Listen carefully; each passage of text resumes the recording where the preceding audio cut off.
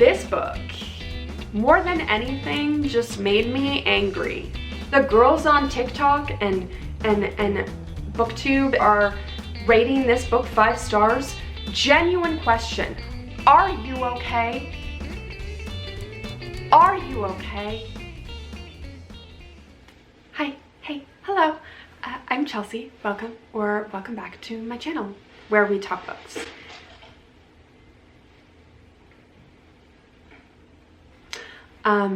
Hi, it's been a while.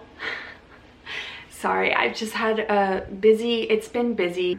Anyway, I'm here now. And I figured my first video back I would do a what I read this summer, because I read quite a few books. I didn't love a lot of the books I read this summer. I'm really disappointed and sad about it, actually. I only had one 5-star read, and I read quite a few books. It's got me thinking that maybe I'm too harsh. I just have high expectations for books that I read. Very, very high expectations, and I should probably lower them, but I can't help it. Anyway, let's get into it. The first book that I read this summer, I read The Sociopath. No, it's just called Sociopath, a memoir by Patrick Gage. Patrick is a sociopath. And this is the story of how she sort of tried to like maneuver her life as somebody with sociopath tendencies, as a diagnosed sociopath, I guess. And yeah, you see her life from when she's very young to an adult. I feel terrible saying this because like I don't like giving memoirs low ratings, but I really did not like this book. It was so long, such a long book. It took me 100 years to get through it. Most of it was about her being a sociopath and like what that meant. And it felt like the majority of the book, she used being a sociopath to excuse a lot of her behavior.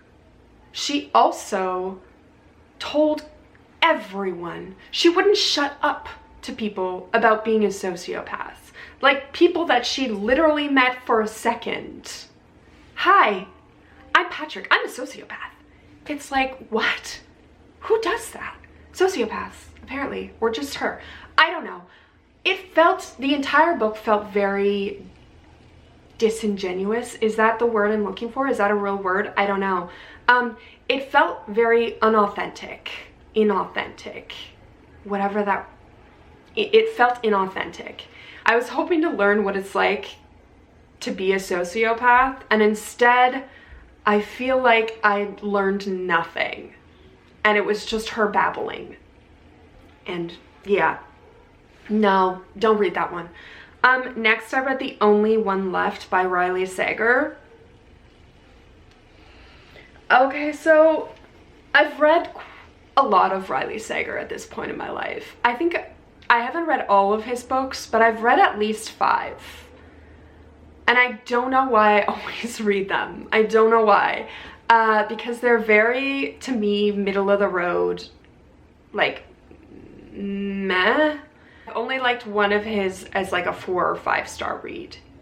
And I don't know if I would feel the same if I reread that book. That was Lock Every Door. I did really enjoy it when I read it. I don't know how I would feel about it now.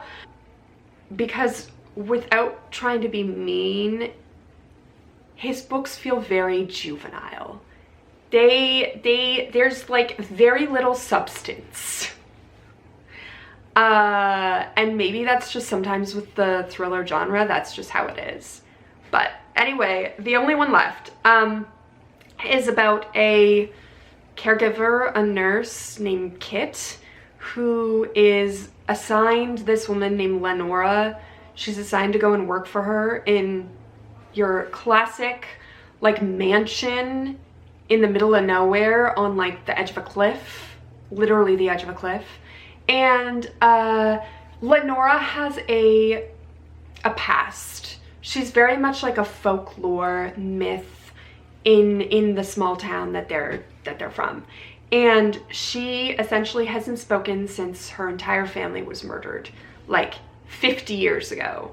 And everyone is convinced that this Lenora woman committed the murder, but she can't talk, or she hasn't spoken since the incident. So there's a whole cast of characters. It's your typical like whodunit or like what happened. I was bored. Yeah. Halfway, maybe a little more than halfway through the book, things started to get a little more interesting because you were starting to get a lot more of the twists and understanding like what happened. Before that, I would fall asleep every time I picked up this book. Yeah, it just wasn't, it didn't have like the sitting on your edge of your seat type thriller, which is usually what I like about thrillers. And yeah, not really my favorite. Another thing that kind of irks me about Riley Sager, if I could just say my piece. Every single one of his books, the main protagonist is a woman. I don't mind, honestly, that when authors write from like the other gender's point of view, but why are every single one of his main characters a woman? Yeah, I don't know. It's why a lot of his characters to me feel one-dimensional. That's maybe why I don't like a lot of his books. The characters just feel, everything about them just feels so unreal. Anyway, next I have Tom Lake by Ann Patchett. This one is about a woman who is telling her story to her daughters who are like in their 20s. She's telling them about when she was younger, basically their age, and she was an actress. And she goes to this place called Tom Lake to be in a play. And there she falls in love with a man who becomes a really big actor. He hasn't become that yet, but he, like, as she's telling the story in 2020, he's like one of the biggest actors. And she's telling their story, and she fell in love with him, and then she also met their father, and so she's telling that story. This one also almost put me to sleep. It was boring, so boring. Yeah, the writing was beautiful, but not enough that it could, like, that I was invested, intrigued. I know it's literary fiction, and a lot of literary fiction books are character driven, like the stories are about the characters and they're character driven, and there's not a lot else. But this had it felt like this had nothing else happening. There was nothing happening in this book. Nothing. I was just, it dragged. Next, I feel bad because I didn't have a lot of books this summer that like I loved. Next one is, and I don't even give out 1 stars, okay? But this next one was absolutely a 1-star read for me. It was called The Art Thief, a true story of love, crime, and like obsession. Dangerous obsession. This was a true story book about 2 art thieves in Europe who would just like go into a museum and steal a lot. They stole a lot over the years, and it was about their like finding out who they were because nobody knew. They could not be caught, and that I found like I was like, wow, that sounds so interesting. And then I read the book and it felt like one long article in like a journal. It's just, there was nothing there. It's just so many of the details. I was like, why are you telling me this? I don't want to know this. I want the exciting stuff. Where is it? These people committed these crimes of stealing things and in front of, like, in daylight. And I was so bored. I don't understand it. It's such a fascinating story, but the way it was told, I was, Okay, next I read The Ruins by Scott Smith. This is like a thriller horror, maybe more horror than thriller, about a group of young people who go on vacation and they meet this guy whose brother has disappeared after going on a trip to do like a study on ruins in the area. And so they decide that they'll help this guy try and find his brother. And they go, and yeah, strange things are happening on this ruins, this ancient ruins site. And they essentially can't leave. Yeah. Spooky things, weird things, gory things. It's all happening. Honestly, if you liked The Troop by Nick Cutter, you would probably enjoy The Ruins. It's not quite as gory, but it's, you know, sort of the same type of thing. I enjoyed it. I gave it 3.5 stars. 4 stars type thing. Yeah, sometimes with gory things, I just like skip over it because I'm like, it's a bit too much for me. I didn't know that this one would be like that, but yeah, it's not the goriest thing I've ever read for sure, but there were definitely some parts where I was like, I'm gonna skim this, and I did like it, but also I felt like I wanted a little bit more. I wanted to know more about like the history of the place, like what was the story behind the ruins, and I didn't really get that. It was just sort of like a scary place where weird and creepy and unexplainable things are happening. And yeah, next I read The Babysitter, My Summer with a Serial Killer. This is a true story about a woman who when she was younger, she grew up with a single mother who was running a motel, and this man comes to be sort of like the catch-all. He did like janitor stuff, handyman stuff, and he was very like in and out of the motel in Cape Cod area. And turns out he was a serial killer. Surprise, surprise. In fact, a very well-known one these days, named Tony Costa.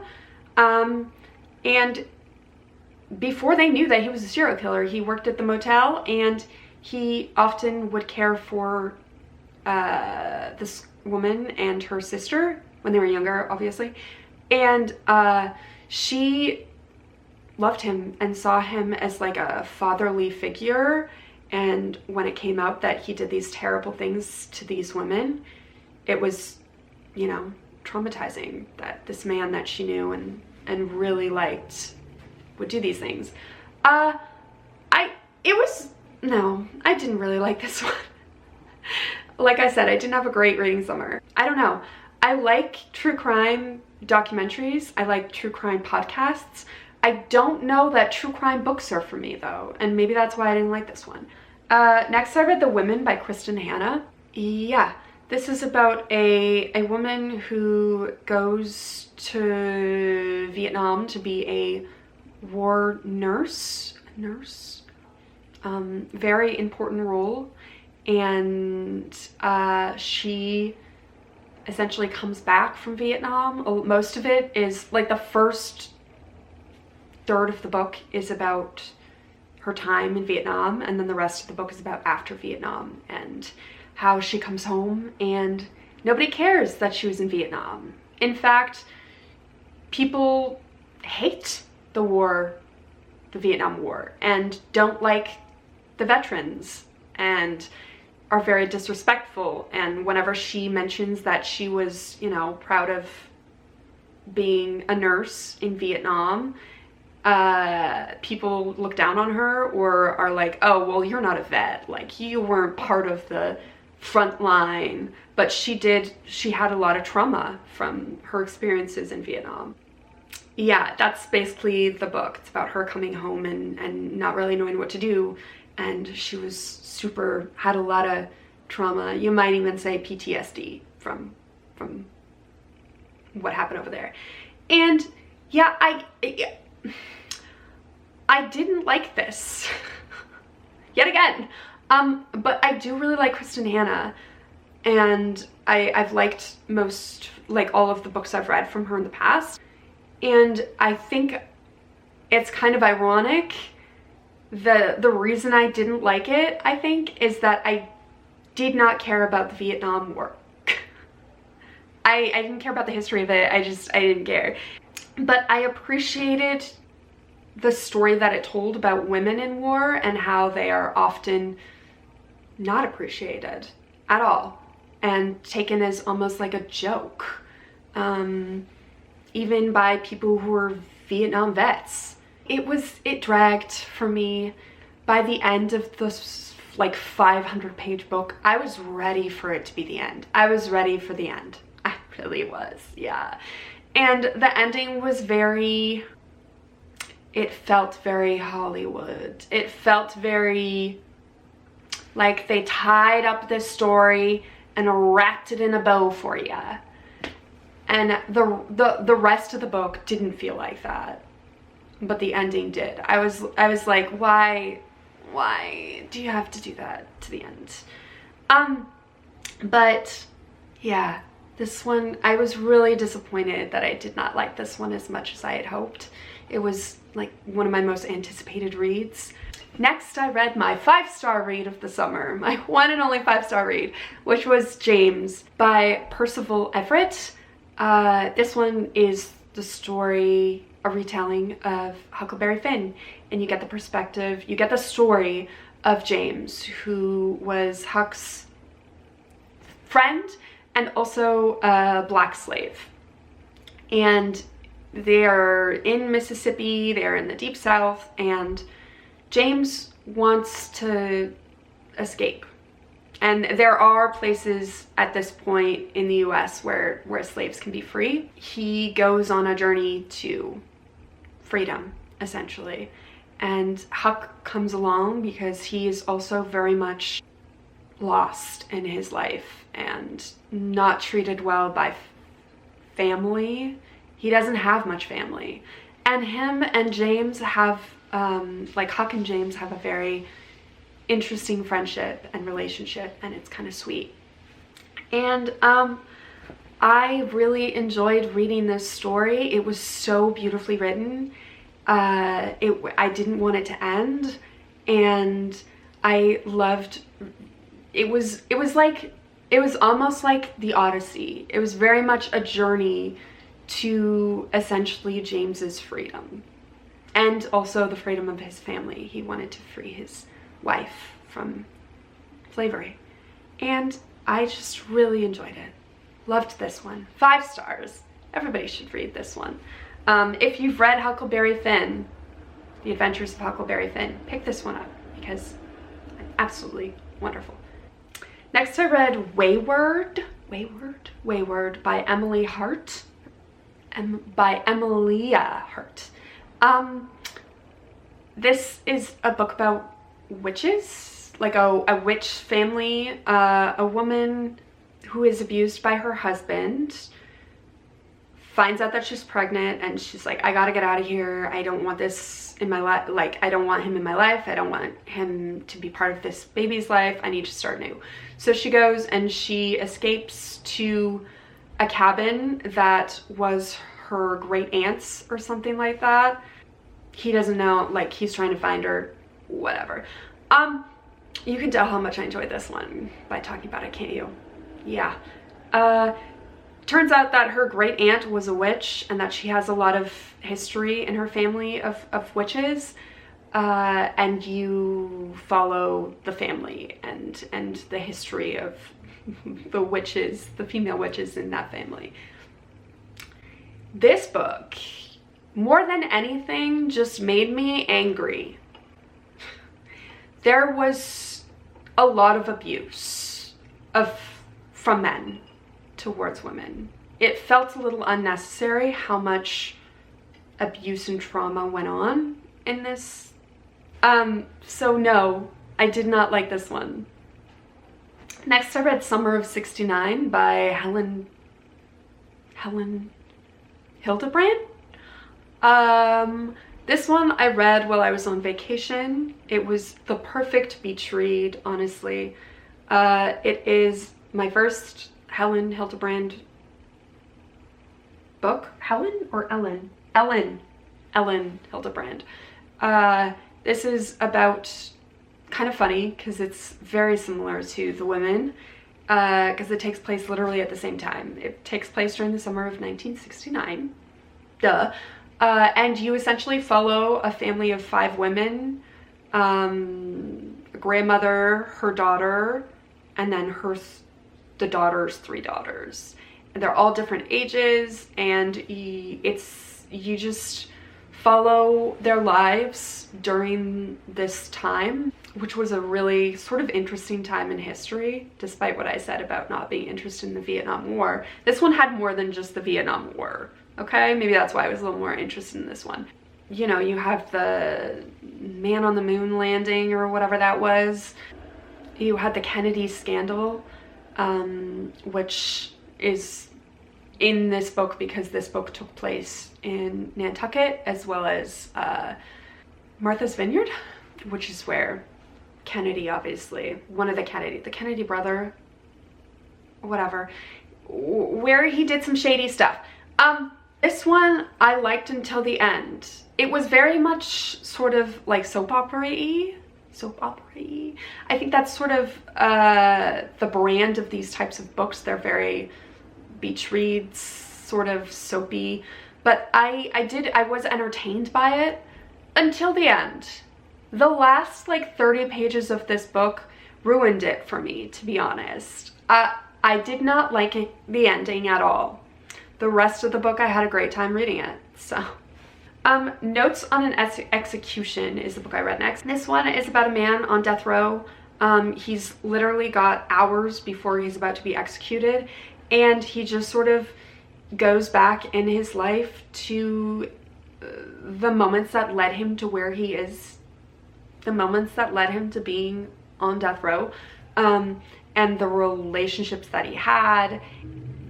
You get the point of views of his mother, which was interesting, as well as the other women who were affected by what he did, and why he was a serial killer of women. And you